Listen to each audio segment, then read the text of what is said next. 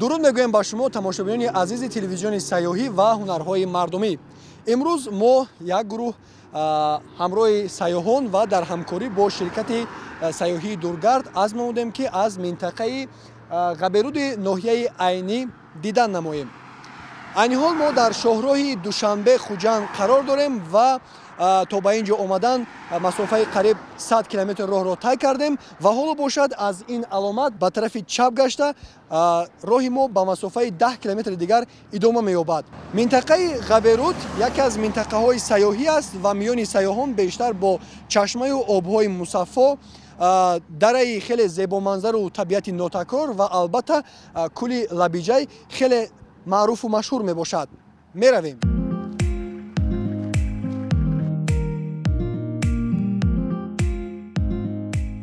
ҳамин тавр роҳи асосии сайёҳати варзишии мо аз ҳамин ҷо оғоз ёфт ва раҳораҳ бо гузаштан аз деҳаи Работ ва бо тамошои манзараҳои диданбоби атроф шаршараю дарёчаи Хурушон мо роҳ тарафи деҳаҳои Пормину шӯрпасти дараи Ғаберуди ноҳияи Айнӣ пеш гирифтем. биандагони азиз, ногуфта намонад ки миёни сайёҳон асосан ду мавзеи сайёҳӣ бо ин ном дар Тоҷикистон маъмул аст. яке Лабиҷаи дараи Қаратоғ ки он ҳам минтақаи сайёҳатбоб аст, аммо кӯл надорад, ва дигари кӯли Лабиҷаи дараи Ғаберуд ки мо ба он ҷо рафта истодаем.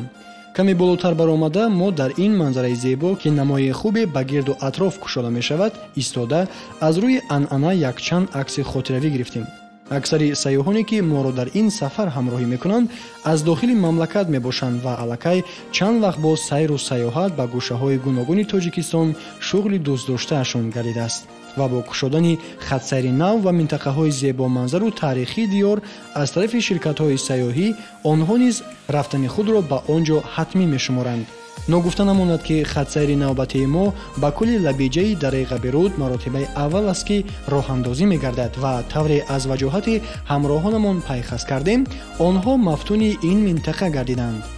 махсусан дар изгоҳи дуюм ки нақлиёти мо дар назди боғи сарсабзу хуррами Шафати роҳ қарор гирифт, боварии мо ба ин зиёдтар гардид.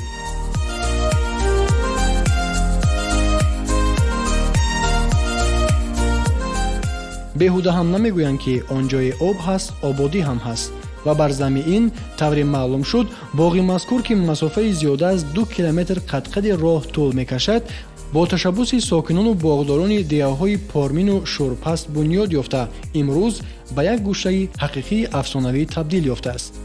ҳарчанд мо ҳанӯз то ба макони таъиншуда яъне кӯли Лабиҷай нарасида бошем ҳам, аллакай ҳамроҳонамон ва роҳбалади хатсайр Ҷаъфар нақшаи дигарбора омадан ба ин ҷойро мекашиданд ки дафъаи дигар ҳатман ба ин ҷо на як рӯза балки 2 рӯза хоҳанд омад, зеро табиату иқлими минтақаро тамоман дигаргуна дарёфтанд, бахусус дар фасли гармо ки ҳамагон макони сайру сайёҳат ва истироҳати салқинро меҷӯянд. агар дар бисёр минтақаҳои ҷумҳурӣ маросими пухтани зардолу гузашта бошад, дар ин ҷо зардолу ҳанӯз напухтааст. хулоса дарахтони сарсабз, сабзаҳои наврӯстаи махмалин, оби дарёчаи софу хурушон ва ин ҳама дар миёни дараи аз ду тараф бо кӯҳҳои баланд иҳота шуда завқи зебоипарастӣ ва табиатдӯстии ҳар як нафарро бедор намуда аксҳо мегирад.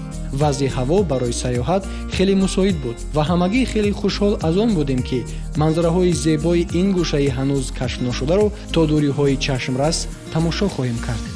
ҳамин тавр пас аз каме мондан дар боғи дараи Ғаберуд боз нақлиёти мо қад-қади он роҳ паймуда ба деҳаи Пормин ва аз он ҷо ба деҳаи Шӯрпас гузашта ниҳоят ин ҷо қарор гирифт.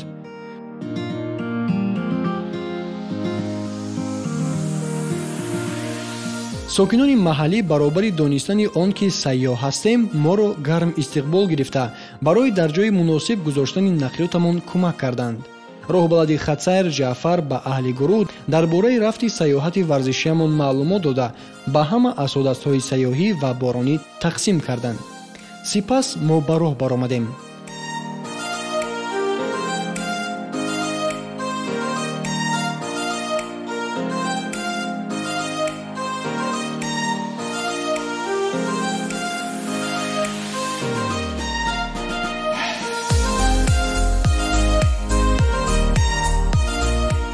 нуқтае ки сайёҳати мо оғоз шуд 2010 метр аз сатҳи баҳр баланд мебошад ва моро зарур аст ки 6 километр роҳро то ба кӯли Лабиҷай дар 2.5-3 соат тай карда ба баландии ниҳоӣ 2076 метр аз сатҳи баҳр бароем. ҳар қадар баландтар мебаромадем, аз чор тарафамон манзараҳои зебои ин дараи дурдасти кӯҳистон кушода мешуд, ҳам ба ҷониби деҳа ва ҳам ба тарафи манзараҳои кӯҳсори аз пеш то рафт бузург мешуда. дар ин ҷо дар беҳтарин манзараҳои табиати дараи Ғабируд низ раҳораҳ сайёҳон аксҳои хотиравӣ мегирифтанд. воқеан ҳам табиати дараи Ғабирудро мо хеле зебою пуртароват ва рангобаранг дарёфтем.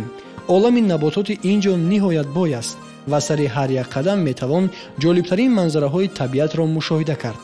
аз сабзаҳои наврустаю гулу гиёҳҳои гулногунранг то ба дарёчаҳои оби мусаффою пурҷӯшу хуруш ҷорӣ ва кӯҳҳои осмонбусу ҳанӯз барфпӯшро назора карда бехабар шефтаи ин занҷираи бо назокати олами афсонавии табиат мегардед.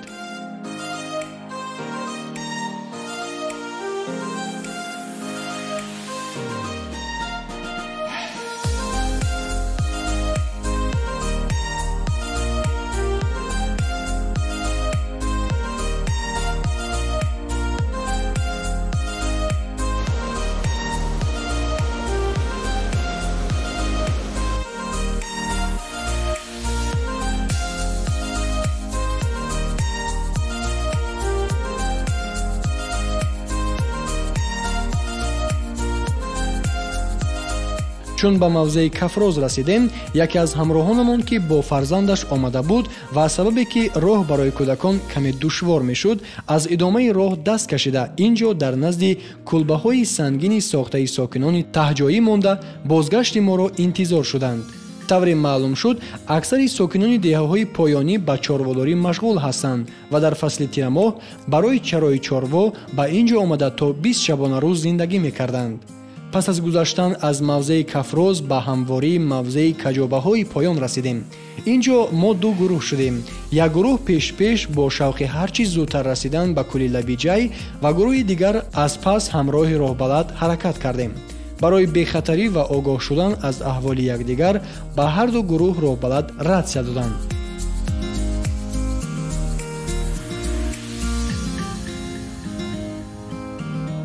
каме баъдтар мо шоҳиди ин дарёи пурҷӯшу хуруш гардидем ки аз боло ба поён бо ҷараёни тез ҷорӣ мешуд. ин ҷо манзараҳо тамоман дигаргуна ба назар ҷилва менамуд. махсусан ба мо ва дигар ҳамроҳонамон ин нав гулҳои зангулашакл ҷолиб буд. хатсайри мо дар лаби дарё каме қарор гирифта, ҳамроҳонамон боз дар пасманзари он якчанд аксҳои хотиравӣ гирифтанд.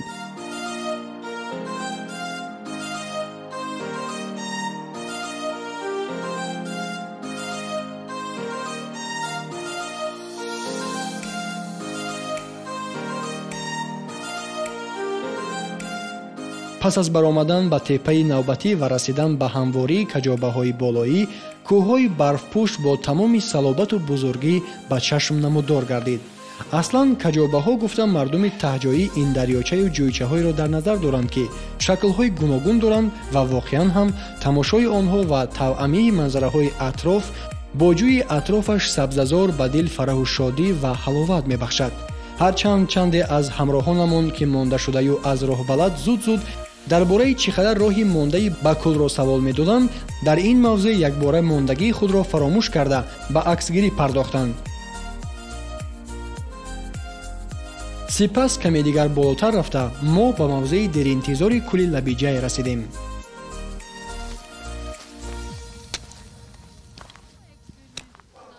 чӣ қадар зебо!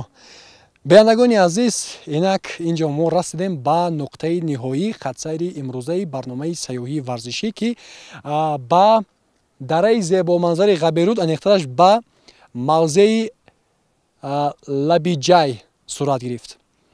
ва воқеан ҳам тавре ки ҳоло мо шоҳид мегардем, он ҳама васфе ки дар бораи ин мавзеъ мекунанд ва он маълумотҳое ки дар бораи ин мавзеъ мо ба даст оварда будем пеш аз ба ин ҷо омадан, воқеан ҳам шоиставу арзандаи ба ин ҷо омадан аст ва меарзад ки ба ин ҷо хатсайрҳои сайёҳати экологӣ ва кӯҳию кӯҳнавардиро ташкил дод. пас сайёҳати худро дар ин ҷо давом медиҳем. моро ҳамроҳ бошед.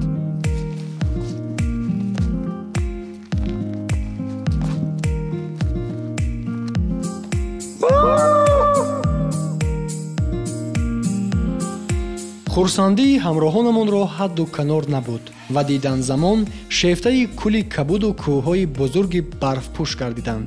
Лабиҷай аслан кӯли мавсимист ва дар фасли зимистон обаш ниҳоят кам мешавад. замони сафари мо бошад ба давраи серобии кӯл рост омадааст ва ҳоло мо дар шафати ин кӯли бузург шоду масрур сайр дорему акс мегирем. кӯли Лабиҷай дар баландии 2076 метр аз сатҳи баҳр дар ҳудуди қариб 1000 метри мураббаъ ҷой гирифта чуқурияш то ба 15 метр мерасад. кӯҳҳое ки кӯли Лабиҷайро иҳота карданд ба қаторкӯҳҳои овозадори фон дохил гардида баландияшон қариб 5000 метрро ташкил медиҳад. инҷо мавзеест ки ҳар як нафари бо мақсади сайёҳати экологӣ ва кӯҳиву кӯҳнавардӣ меомада бетаассуроти нотакрору васфнашаванда ва аксҳои ҷолиб барнахоҳад гашт.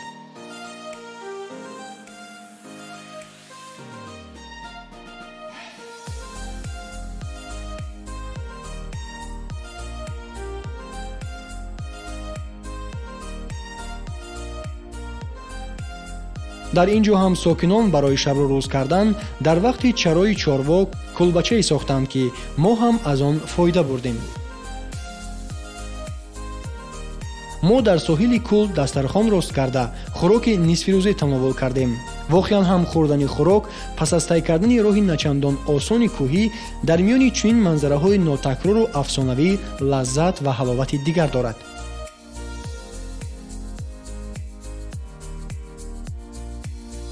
каме баъдтар вазъи ҳаво якбора тағйир ёфта борон ба боридан шурӯъ кард ва борониҳои гирифтаи мо низ ба кор омад.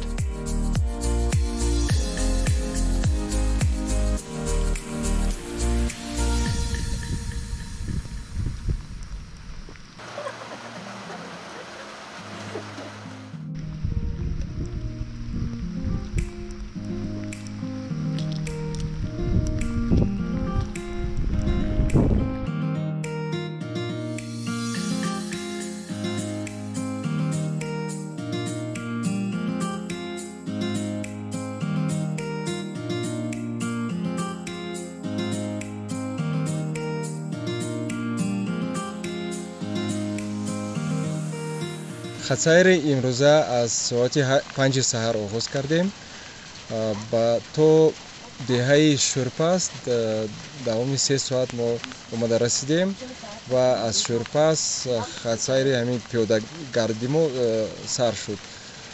то кӯла мо як қисми ҳамин гурӯҳа мо 3 соат баромад, мондагиҳо давоми 4 соат баромадем, омада расидем. манзараш хеле зебо аст. агар дигар манзарҳои ки мо мегардем аллакай ҳама сабзаҳош хушк бошад, инҷа чхел ки мебинед ҳама ҷо сабз аст, гулҳои баҳорӣ нав шукуфта истоданд ва манзараи хеле зебо мебошад. ба ман бисёр мақбул шуд ва дар оянда мо ҳаракат мекунем, кӯшиш мекунем қариб ҳар ҳафта ба ҳамин кӯл мо хатсайр ташкил кунем.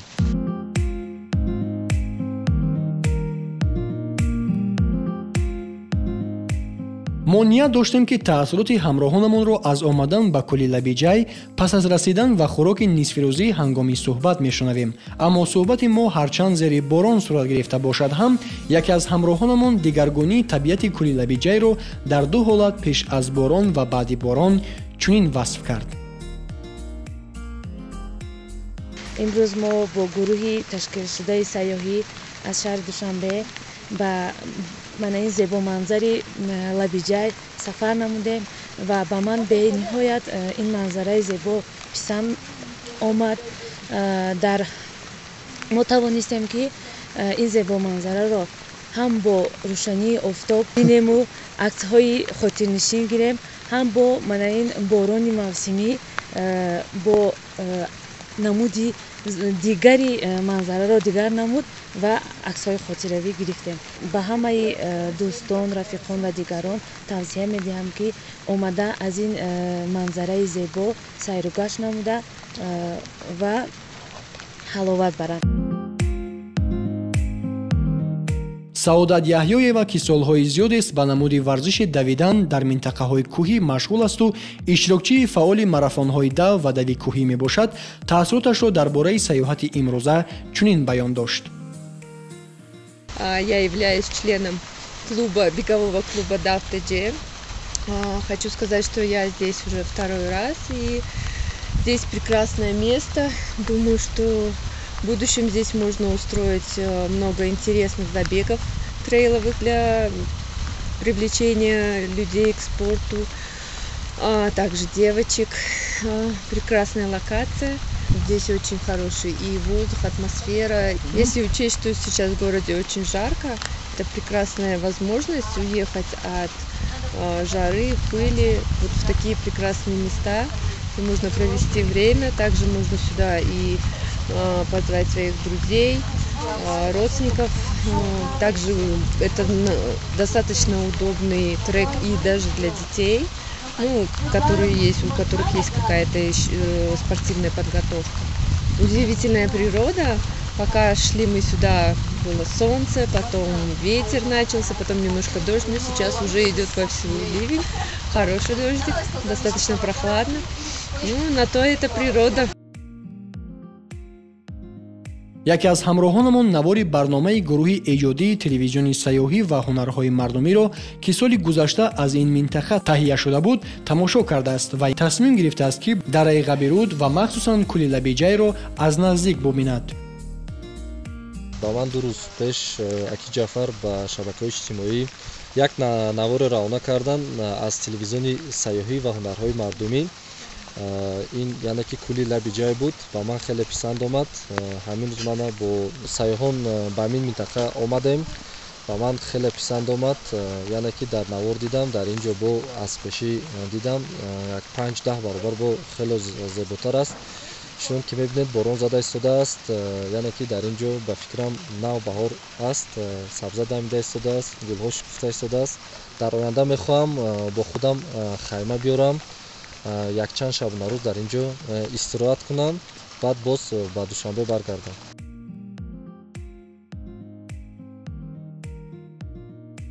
воқеан ҳам Тоҷикистон дорои беҳтарин манзараҳои ҳанӯз ҳам кашфношуда мебошад ва зарур аст дар ин росто аввалан онҳоро худ омӯзем ва пасон барои сайёҳон ва меҳмонони хориҷӣ ба таври шоиста муаррифӣ намоем. ҳамин тавр пас аз каме дигар истироҳату фароғат назди кӯли зебои Лабиҷай, аҳли хатсайр дар пасманзари он аксҳои хотиравӣ гирифта бо якҷаҳон таассуроти хубу хотирмон баргаштем.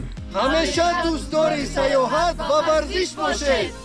ҳангоми бозгашт ва бегоҳ ҳарчанд сабти идомаи хатсайрро дар назар надоштем, аммо манзараҳои табиати дараи Ғабирудро пас аз боридани борон хеле тозаю пуртароват дарёфтем ва ҳоло ба ҳангоми ғуруби офтоб манзараҳои ин дараи сабзу хуррам ва гулпӯш гӯшаи аз биҳиштро мемонд.